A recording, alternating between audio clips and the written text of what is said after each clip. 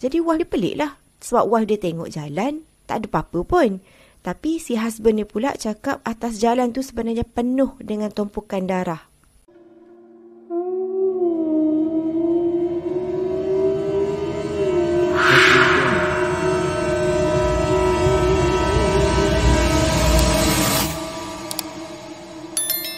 Hai, Assalamualaikum and welcome to Pika Storyteller Channel. So for those yang dah pun tekan butang subscribe, Pika nak ucapkan thank you so much. Thank you for your support. And for those yang belum lagi tekan butang subscribe, please tekan butang subscribe di bawah sekarang bersama dengan tekan butang loceng so that next time bila Pika keluarkan video baru, korang akan terus dapat notification daripada Pika.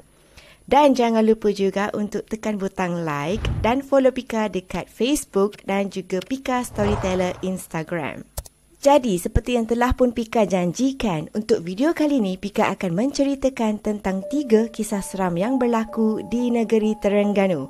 So, without wasting our time, let's get started. Kisah yang pertama, LPT 2.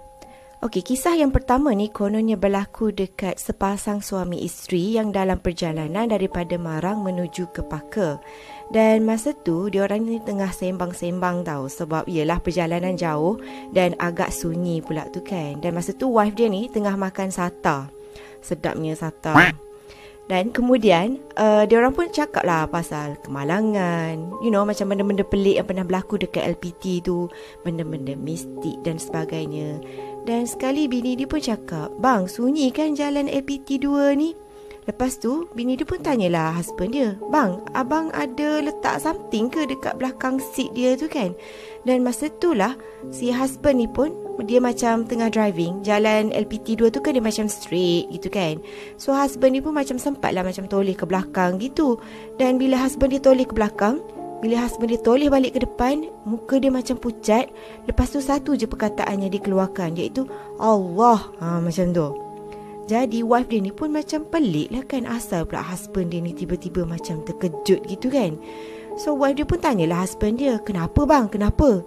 Jadi husband dia ni pun just mendiamkan diri. Dan husband dia kata, "Oh, tak ada apa-apa pun." Lepas tu husband dia pun suruhlah wife dia ni pun tidur. Dia cakap, "Tak apalah yang, you tidur je lah. Tak apa, abang drive." Walaupun sebenarnya dia tengah takut. Jadi wife dia ni pun diam. Dan lepas tu wife dia pun tidur. Dan masa inilah bermulanya kisah seram yang berlaku dekat pasangan ni. Yang mana mula-mula husband dia ni, dia tiba-tiba dia terbayang balik tau benda yang dia ternampak dekat belakang seat bini dia tadi tu.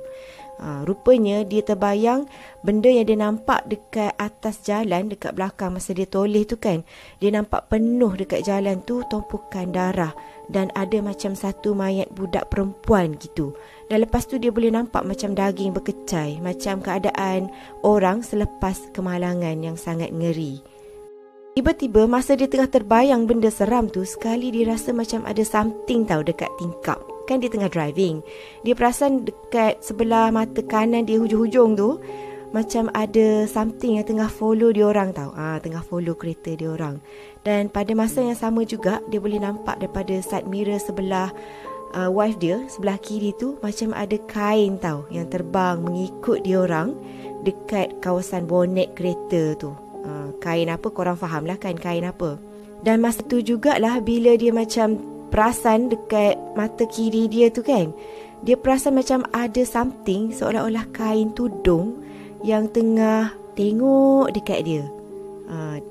Kan bini dia tadi kan tidur. Lepas tu takkanlah kain tudung bini dia tu macam bangun tengok dia macam tu. So disebabkan dia tahu yang tu sebenarnya bukan kain tudung yang tengah tenung dia tu, jadi dia pun pandang je depan. Dia teruskan je perjalanan. Masa tu memang takut. Dan masa tu juga dia memang adalah baca beberapa ayat yang diingat. Okey, dan disebabkan dia terlampau takut sangat, jadi dia pun peganglah peha bini dia. Dia cakap, Yang bangun, Yang bangun. Teman abang, macam tu. Jadi bini dia pun terbangun lah kan. Bini dia pun tanyalah, "Bang, kenapa? Kenapa suruh saya bangun?" Lepas tu husband dia pun cakap, "Takut." Tu je yang dia cakap. Jadi masa bini dia tengah sembang pasal benda lain, okey, cuba untuk alih perhatian suami dia tu, sekali husband dia tu pun cakap, Yang, tengok atas jalan, tengok atas jalan." Macam tu. So wife dia tengoklah atas jalan. Kenapa? Tak ada apa-apa pun kan. Sebab husband dia tanya dia, "Nampak tak tu tumpuk-tumpuk darah?" Tu tengok tu. Macam tu. Jadi wife dia pelik lah. Sebab wife dia tengok jalan, tak ada apa-apa pun. Tapi si husband dia pula cakap atas jalan tu sebenarnya penuh dengan tumpukan darah. So lagilah husband dia ni takut sebab dia seorang je nampak benda-benda pelik tu kan. Dan lepas tu dia pun terus tak bagi bini dia tidur langsung. Dan dia pun suruhlah bini dia ni pun temankan dia. Tapi selepas beberapa lama, Alhamdulillah, lepas dia kata dia lalu kawasan R&R Perasing tu, lepas tu benda tu pun tak ada dah. Maksudnya gangguan tu semua pun dah tak ada. Kisah yang kedua, Langsuir di Jertih. Okey, sebenarnya kisah ni memang sangat viral sekitar tahun 2013, yang mana kalau korang tengok dekat berita harian, ada berkenaan dengan kisah Langsuir yang menyerang satu kampung ni tau. Nama kampung tu ialah Kampung Penaga Putar di Jertih. Masa tu penduduk kampung ni heboh mengatakan yang ada kewujudan langsuir dekat kawasan kampung diorang. Yang mana penduduk kampung ni bila diorang berjalan pada waktu malam, biasalah kan kampung, korang macam jalan daripada satu rumah ke, nak melepak ke, pergi warung ke kan. Bila korang berjalan tu, sekali diorang dapat dengar bunyi macam ada perempuan tau tengah mengilai dekat atas pokok. Ada yang dapat dengar bunyi je dan ada juga yang dapat melihat kelibat benda tu. Dan bila diorang macam toleh, sekali alangkah terkejutnya diorang bila benda tu sebenarnya berbentuk seperti perempuan tapi paras daripada kepala sampai pinggang je tau. Dan selain tu juga ada yang cakap bentuk dia tu macam seakan-akan dekat bahagian bawah tu kan, dekat pinggang ke bawah tu macam ada cebisan daging manusia yang melekat gitu. Nak kata macam penanggal pun ada juga kot. Selain tu juga ada penduduk kampung yang pernah melihat makhluk tu. Dia kata yang benda tu selain daripada dia punya saiz tu macam saiz orang dewasa, dia punya ketinggian pula adalah lebih kurang sampai paras pinggang je. Maksudnya tak adalah besar sangat. Dan kemudian benda tu rambut panjang dan dia mempunyai 2 taring dekat gigi depan tu. And at the same time badan dia ada yang kata warna putih dan ada juga yang kata badan dia tu warna macam warna merah. Selain tu juga, mengikut laporan daripada berita harian tu, benda tu bukan setakat usik orang-orang dekat kawasan Kampung Penaga Putar tu tau, tapi dia turut mengusik orang-orang dekat kawasan Kampung Tasik dan juga 3 lagi daerah kampung yang berdekatan. Kemudian selepas beberapa hari isu tu panas sampaikan viral satu Malaysia. Dia punya viral tu macam kes ketukan pintu dekat Sabak Bernam tu lah. Dia menghantui penduduk kampung dekat kawasan tu. Sampaikan penduduk kampung ni memang takut sangat nak keluar malam sebab diorang takut terserempak dengan benda tu. Dah lah terserempak benda terbang. Lepas tu dapat dengar lagi diorang macam benda tu macam ketawa, mengilai macam tu kan. Namun selepas beberapa lama kes ni tengah panas, sekali adalah seorang Tok Bomoh ni, yang mengatakan dia pun telah berjaya menangkap 4 ekor langsuir. Bukan seekor tau, 4 ekor langsuir.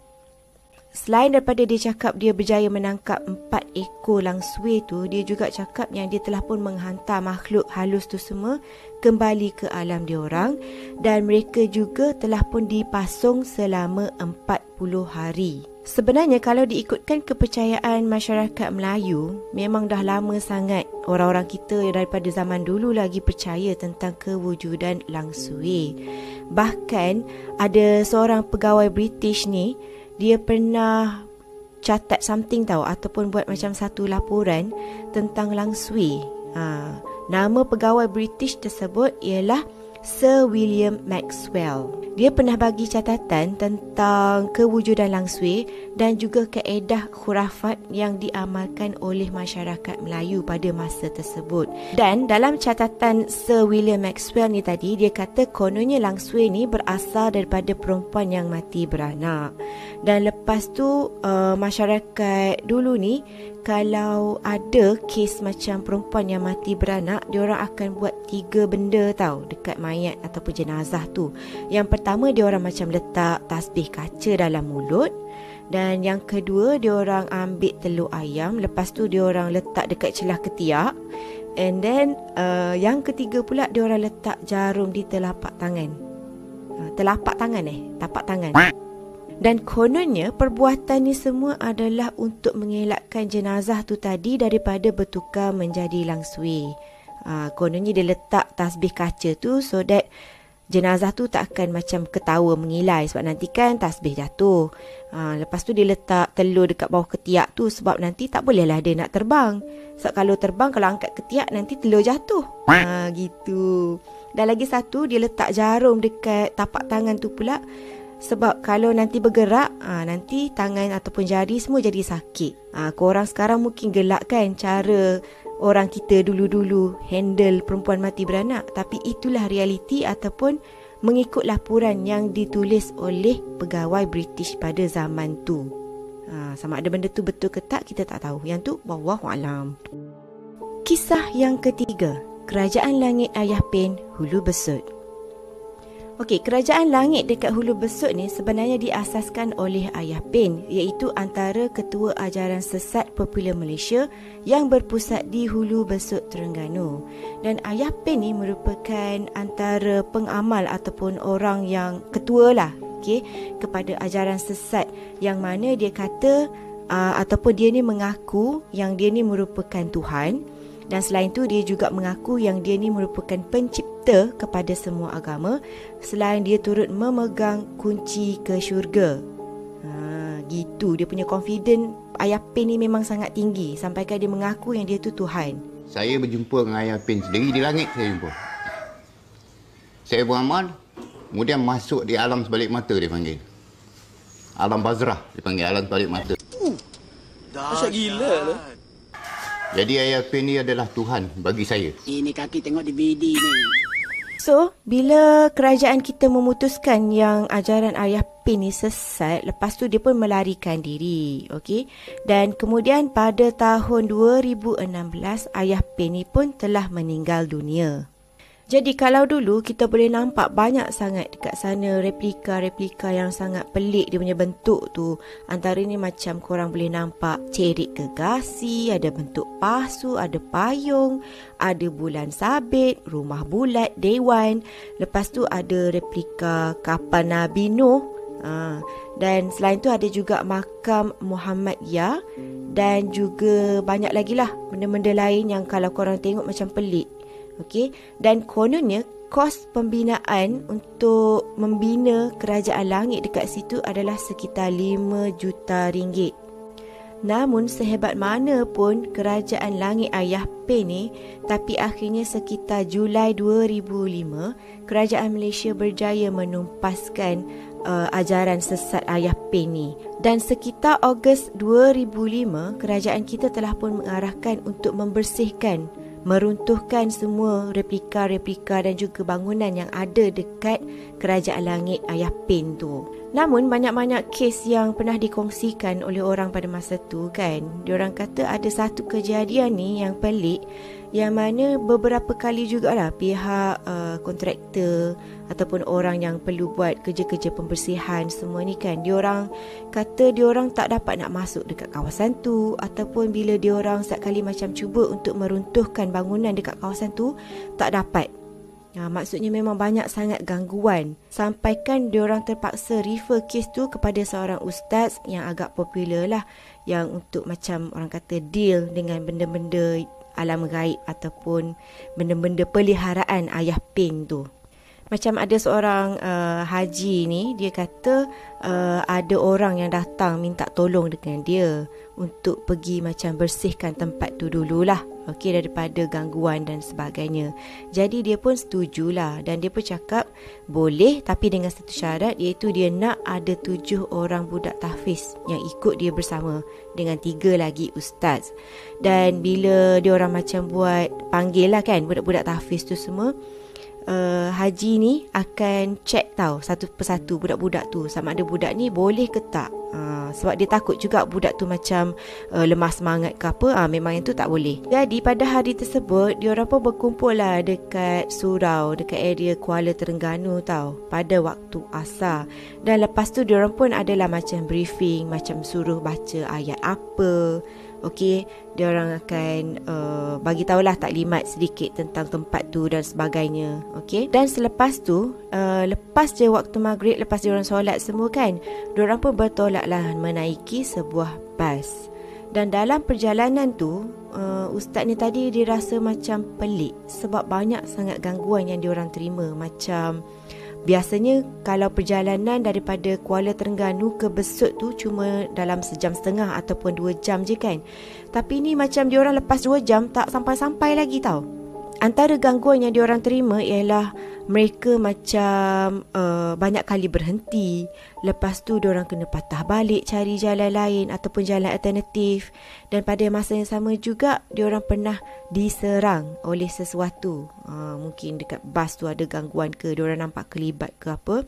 Dan masa itulah dia suruh budak-budak tahfiz ni tadi dalam bas tu untuk teruskan baca Al-Quran. Okay, non-stop baca.